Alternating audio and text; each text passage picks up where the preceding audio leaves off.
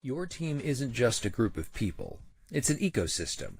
And like any ecosystem, it needs the right balance to thrive. Introducing Cultivating a Rainforest Team Culture, an immersive one-day leadership training inspired by Jason Kay's best-selling book, Journey to a Rainforest Team Culture. Learn how to build a team's culture that's resilient, innovative, and unstoppable.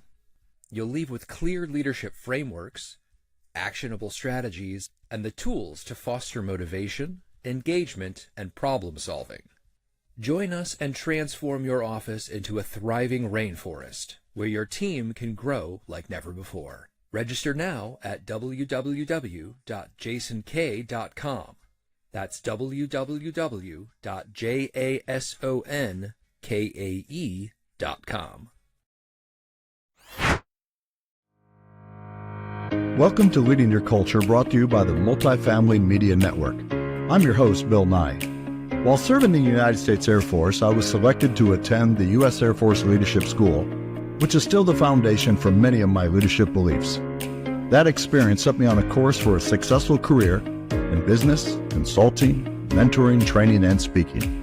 In this series, my guests will come from many disciplines to discuss the most serious and at times not so serious topics on leadership and culture.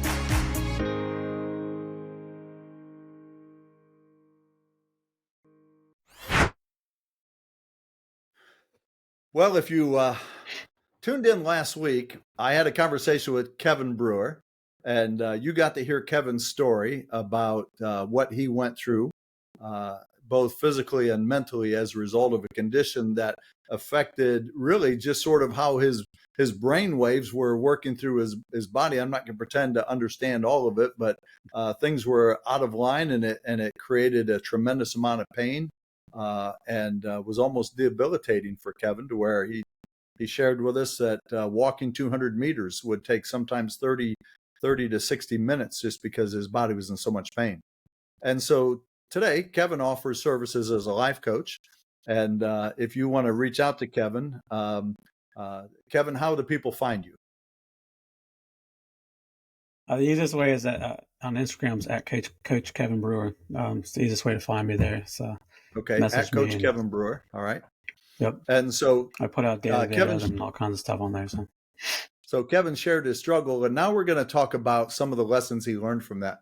So Kevin, you finally get to a point where you're physically healthier, and in your journey to regain control of your body and be able to function in a normal way, you went through tremendous weight loss. You talked about that, but you also realized that this was more than just physical. That you had to get your heart. You had to get your head right.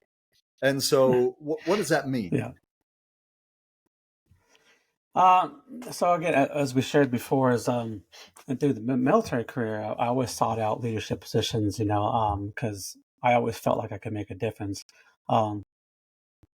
As I degraded further physically, and again, kind of bring it back to your audience to make it relevant to them. As I degraded further physically, I actually stopped seeking out those positions. So that was actually one of the biggest things. Like I was getting away from myself, and I knew that because I always sought those positions, but then I actually intentionally stopped seeking them because I believe that if I was a burden to the people that I was, going to be potentially in charge of, or the people I was in charge of at the time. I felt like a burden to them because I didn't know if I was going to be there, right? So that was one of the first things. I didn't know if I could make it to work. I didn't know if I was going to be alive. Like that was really a big thing for me. I thought I was dying. So I stopped seeking those positions because I felt that physically and mentally I wasn't capable of doing them to the best of my abilities. So that was a big thing for me is recognizing that and going, okay, well, I need to fix that because I can't not seek that out because I do think I can be effective for people, and I can't be the most effective if I'm a burden. So that was a big mental hurdle for me. Yeah, I've always believed very strongly that in order to be an effective leader, you have to be healthy. And yeah. I think you have to be healthy all around. I think you have to be physically healthy as well as healthy emotionally, healthy mentally, healthy spiritually. I think you have to be healthy. And I think that, that people admire and look up to leaders who are healthy. Doesn't mean perfect, doesn't mean that everything is right in your life, but somebody who's in charge of other people, you're in a management position, a leadership position, you're going to have challenges in life, right? You're going to have a kid who brings chaos to your home life. Maybe you're going through some marital problems, those types of things. But leaders who are healthy come to work and can still function at a high level and compartmentalize. But if you're not healthy, you come to work and all of a sudden you either take it out on other people or you overshare, those sorts of things. So, the fact that you recognize that and understood that, I think that's really important. Yeah. And that's what you just said, the compartmentalize. I teach that a lot too, because that's something I didn't necessarily recognize I did intentionally, but as through this journey of my own physical stuff and going through my own mental processes here, is that's what I recognized that was actually a huge component for me, is being able to compartmentalize that, being able to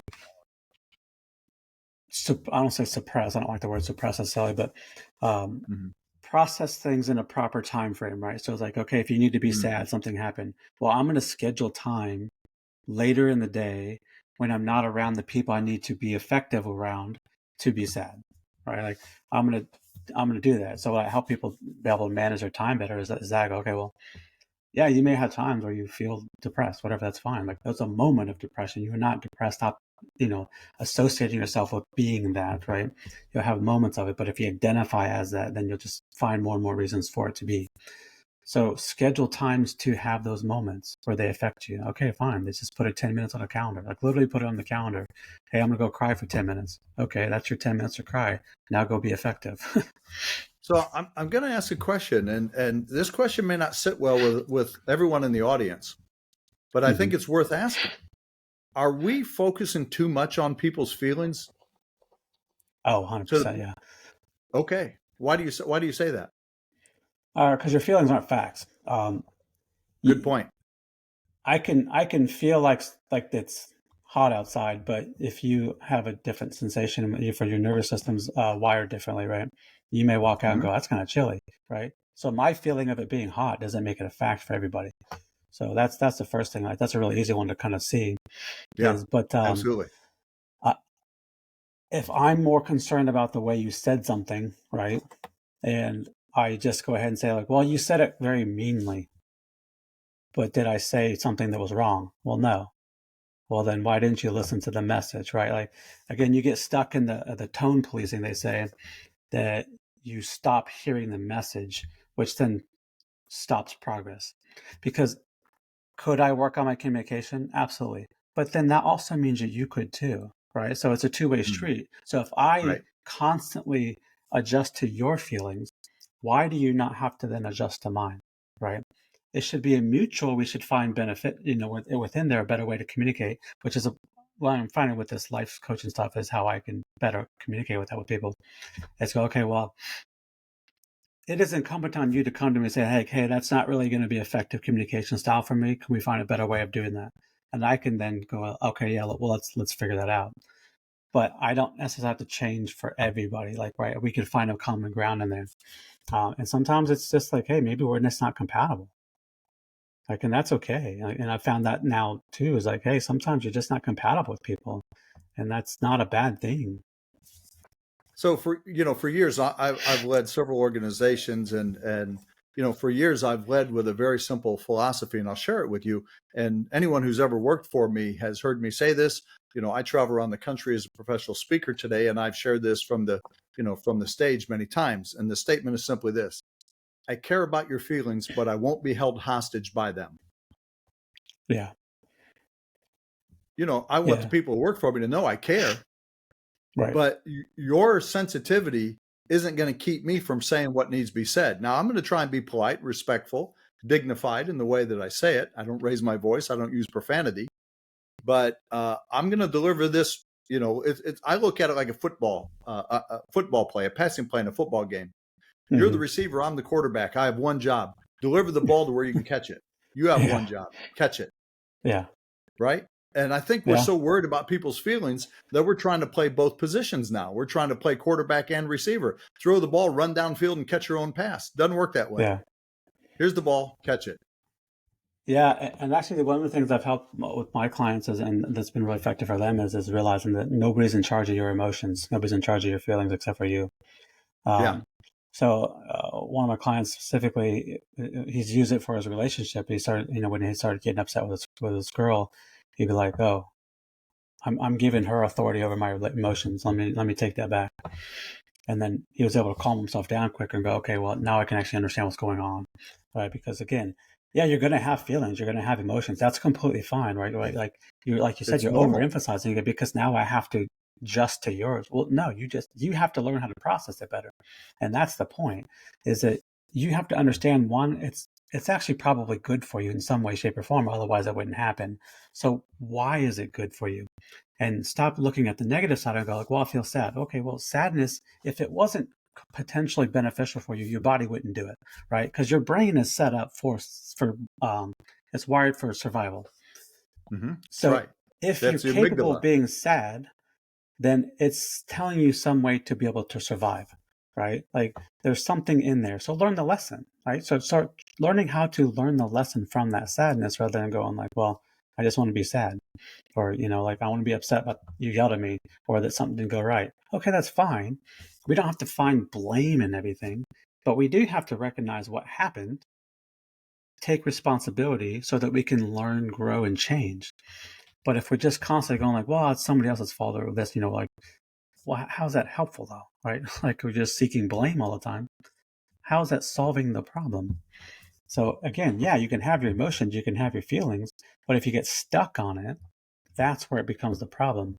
And that's where I think people are overemphasizing now. It's going like, well, let's adjust everything because you had this one feeling. Well, I don't need to adjust it. Like you need to learn how to handle it. That's a great point. You use the word blame. Again, look, this is not what I do. This is what you do. But from my, perspective as an amateur on this, we focus so much on blame. Again, in leadership, one of the things I've often told people who were leaders under my care was, figure out how to fix it first instead Yeah. of who's to blame first. And here's what will Right. happen many times. As you're fixing it, who to blame suddenly becomes irrelevant and no longer matters. Right. Yeah. So we're fixated on blame. And, I wonder, who does that serve?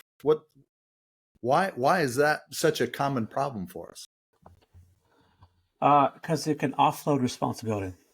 Yeah, I So knew you were going to say that. if you're seeking blame, you're seeking an excuse. If you're seeking excuse, it's to offload, right? Like it's never to take accountability.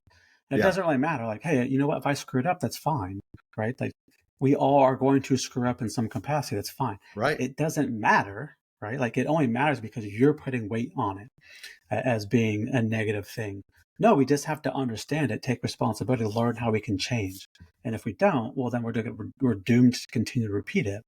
And that's where that habit loop comes in, right? So like, okay, well, I never learned the lesson, so I'm going to repeat the lesson. Yeah, right. Wow. Yeah, listen, that's powerful. What I talk a lot about and I write a lot about culture, and I say that, to simplify it, culture can be defined in three ways: what we expect, what we will and will not tolerate, and how we treat one another. Well, you know what? It's easy to treat people with, with friendliness, kindness, respect, and dignity when everything is right. The real test is, how do you treat people when they make a mistake? How do you treat people when you have a disagreement? And Yeah. if your go-to is blame, then to your point, you're moving away from accountability, responsibility. Right. Um, Right. yeah, that's a powerful point. One of the things that you're probably, because you're not in the multifamily industry, one of the things that I see has become a real pattern. We have conferences, we have state conferences, national conferences. When you look at the agenda, there are a lot of people who are coming in and they're speaking about mental health. Now, these aren't people who Yeah. have a background in mental health and in counseling and therapy. These aren't people who are, PhDs and psychology or psychiatry. These aren't people with a master's degree in family counseling or anything like that. These are people who, 5 years ago, they were a property manager. Now they're a speaker, and they're speaking about mental health, which, quite frankly, and again, I know I'm offending somebody by saying this, but I think that's ridiculous. But the point that I really want to make is not to be critical of these people. Good for them. They found a way to make a living. But I question how much responsibility is it on the employer to worry about people's mental health. I personally, and tell me I'm wrong, I personally think my health is my personal responsibility. It's my job to be physically healthy. It's my job to be mentally healthy. I'm not anyone's employer, but if I were, I don't think it's my employer's job to. Now, look, I think you can be a good employer and a bad employer, and I think the culture that you grow in your organization can make it easier or make it more challenging. But the responsibility of being healthy is mine, both mentally and physically. Tell me I'm wrong. I can't necessarily tell you're wrong. Yeah, I don't think I'm wrong. So. I don't particularly like the term mental health, though. Okay. And specifically because it infers that you need a doctor to fix, right? Like people hear health and they think, I have to have a doctor. No, you don't. In fact, doctors are often the ones who cause more health problems. Yeah, I want to interrupt you for a moment because I've had this conversation with my wife, and I think we equate feelings and emotions to mental health, and they're not. In my opinion, they're not. Feelings and emotions are not the same as mental health.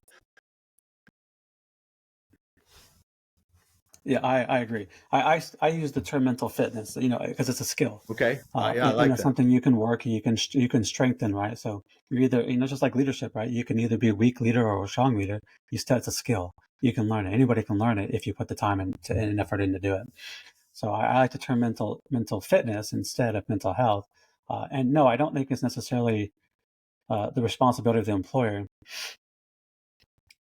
unless you want to give proper training time, right? Like you could allot skills training for this. It's not your responsibility per se, but at the same time, you could make the argument that if you had a mentally stronger workforce, your product would be better. So there's a kind of a combo there, right? And it's a skill set. If you think of it as a skill set, then you can help train the skill set by adding in training and, evolutions, things like that. It's not your responsibility to learn how to manage their emotions, though. And I think that's where the difference is. People think, well, it's your employer's job to learn how to manage your emotions and work around your feelings. I don't believe that. I believe the employer is there to make money. And whether you like that or not, that's the job of the economy. That's the job of the employer, is to run a business, make money. If you can't handle that emotionally and mentally, well, then you need to find a way to either not make money then for a little bit, take some time off without pay, take less pay because you need more time away, whatever, less responsibility. That is incumbent on you to be honest and truthful about that and say you can't handle that position.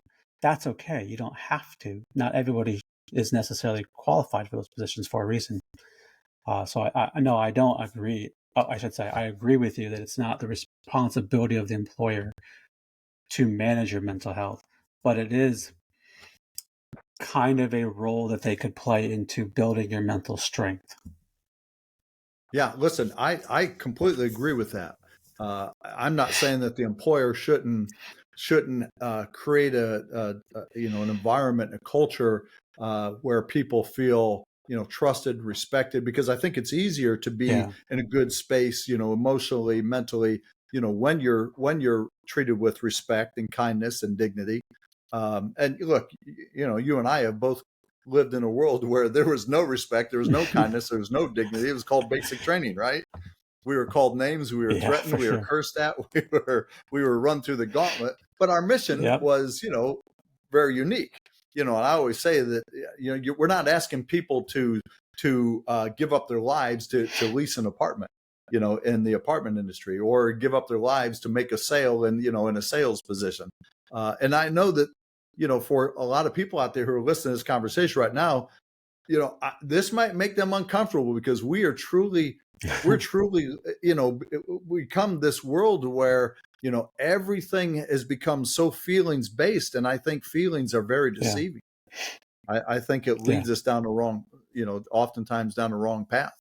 To your point, about the weather being an easy one. I like that because we'll take our dogs for a walk. My wife and I live in Texas, just, south of Houston.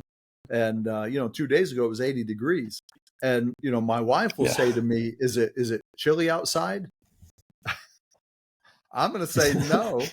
And then she's going to step outside and immediately run back in and put on a jacket. I'm in a t-shirt and shorts. Exactly. That's all about, how we feel in the moment. I had a conversation. I want to share this because I think it's relevant. I have a daughter who's in her early 30s now. She's a mother. She's about to be a mother for the second time. I've got my fourth granddaughter on the way in March. And when she was in college, she went to the University of North Carolina, Wilmington. And we were having a conversation about this very thing, about feelings. And here's what I said to her. I said, Rachel, you're entitled to your feelings. And you're entitled to tell me how you feel. Yeah. But you're not entitled to tell me that I can't have feelings about your feelings. And I wasn't talking about her specifically, but more about where society was going at that time. I have feelings about something, and I should be allowed to tell you how I feel. But then you can't have any feelings about what I just said to you. Yeah. And if what you said to me is absurd, insulting, ridiculous, not true, what? I'm supposed to just, out of reverence for your feelings, just keep my mouth shut? Yeah. Seems bizarre. There's a couple things there, and actually it just kind of reminded me of something I always tell people too, and I forgot, is that, your feelings aren't facts. That doesn't mean they're not real. Like, and because you said that right there, that's what made me remind of it or remember it, is that I tell people this too, is even though they're real doesn't mean it's true. You're actually feeling it, so that makes it real, but it doesn't mean it's accurate, right? So, and again, like you just said, you may feel that and express it. And if I hear and I know it's not accurate, it is my responsibility as the person who cares about you to say, hey, that's not an accurate representation of what's going on here. Mm-hmm. Maybe you need to reevaluate that. It wouldn't be kind of me to let you continue to think that, because then you're going to have this negative image of something that just happened when it probably wasn't negative. Yeah, that's a good point. It wouldn't be kind of me to allow you to continue to think that. That's a good point. I like that. I may steal that from you. Yeah. I think that's important for leaders, really, because it's not kind of me to allow you to continue to screw up because I want to be nice, right? Like, I don't want to hurt your feelings, but you're screwing up. I'm actually making you build a habit of doing bad things or wrong things because I'm unwilling to do the kind thing and tell you you're messing up. So it's not kind, it's nice. But being nice isn't what you need as a leader. Yeah, look, that goes right back to what I said earlier, which is I care about your feelings, but I won't be held hostage by them. Yeah, exactly. If I know what you're doing is not right, I have to tell you. And if that hurts your feelings, I'm sorry you got your feelings hurt, but I wouldn't be doing my job if I just turned a blind eye and allowed you to continue to do this incorrectly or think something that's not true. Yeah, it goes back to that saying, treat people as they could be rather than where they are, right? So it's like, if you think they can be here, treat them like that, right? Because if you don't, then they're going to continue. If you treat them like they are, they're going to think everything's okay, right? So if I treat them to a level that I think is more acceptable for what they could be, that again, that's why I think of it as like, hey, I'm gonna treat you like you've already made it, and it'll be able to do that. You'll be able to handle this, and if you can't, because you said this is where you want to go, right? Like so. Yeah, that's fantastic. And, Kevin, I say all the time, leadership is hard. You can have all the best intentions. You can do everything to the best of your ability and still fail because ultimately people are going to be who they are. Right. Yeah. And so as a leader, I think, I'm trying to remember who it was who said this. I think it was Ken Blanchard who said this. I don't know if you're familiar with Ken Blanchard and some of his books. Sounds been around familiar. forever.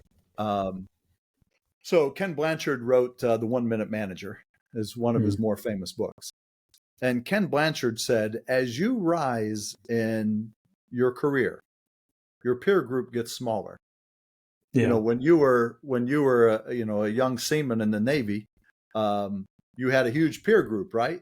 And every time you got promoted, your peer group got smaller.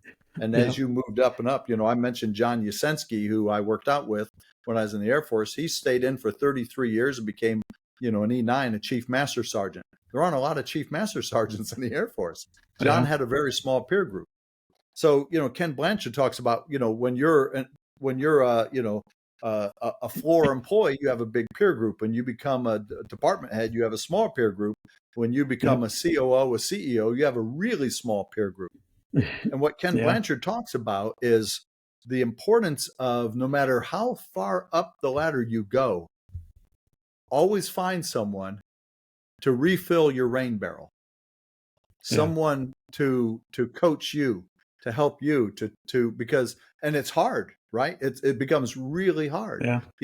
Again, going back to the multifamily world, when you're a property manager, there are thousands of property managers. You can call out, reach out to any one of them and say, I need advice. But when you become a CEO, finding other CEOs that can give you advice and help you becomes very, very challenging.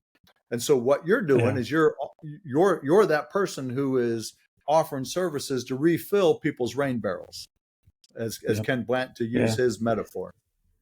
Yeah. Find those blind spots. We all have blind spots. You need somebody else to kind of help you recognize that, Yeah, right. I shared with you that, I worked with a life coach years ago, and one of the things she helped me is because I see everything in absolutes.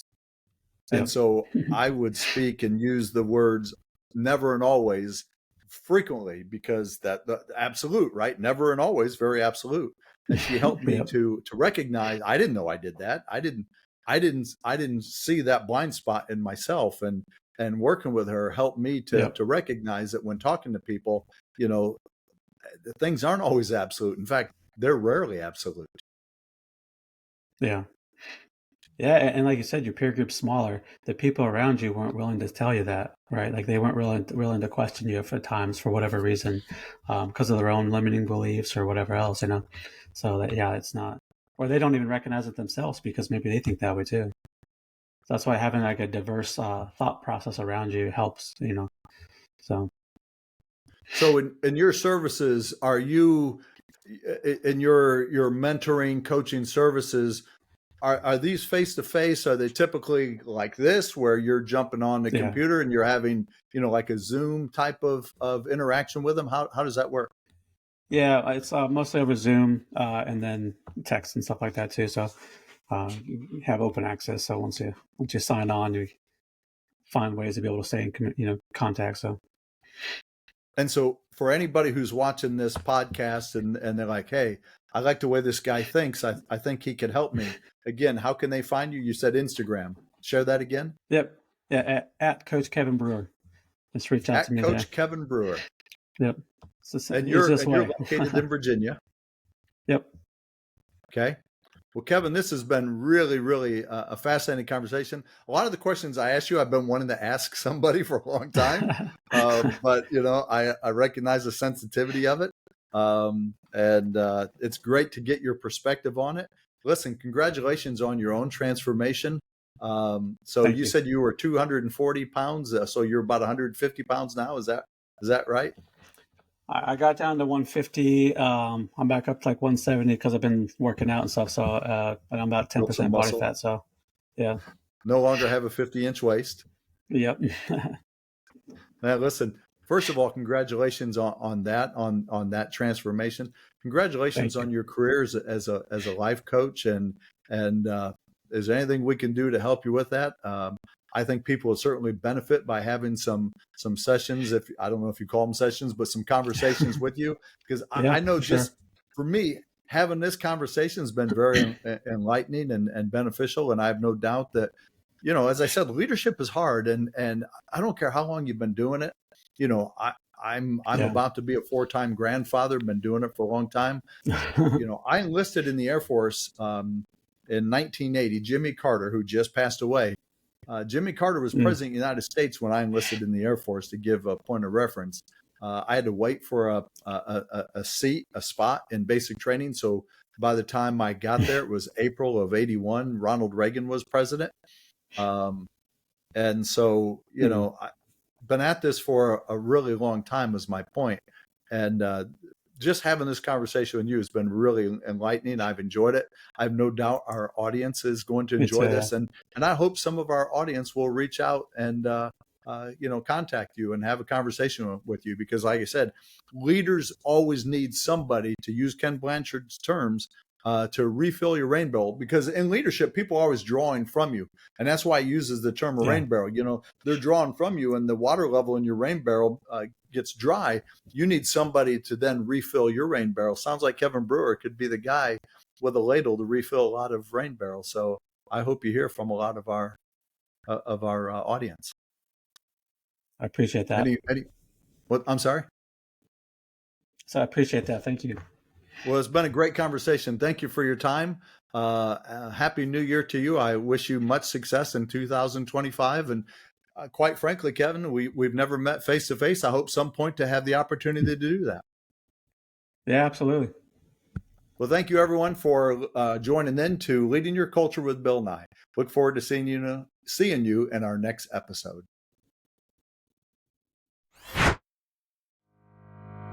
Well, thank you for tuning in. I hope today's conversation left you with a fresh perspective on leadership and culture. If you enjoyed this episode, please like, comment, and subscribe. Want to hear from other industry speakers whose goal is to bring along the next generation of leaders? Then log on to multifamilymedianetwork.com, where you'll meet some of the most innovative voices in the industry.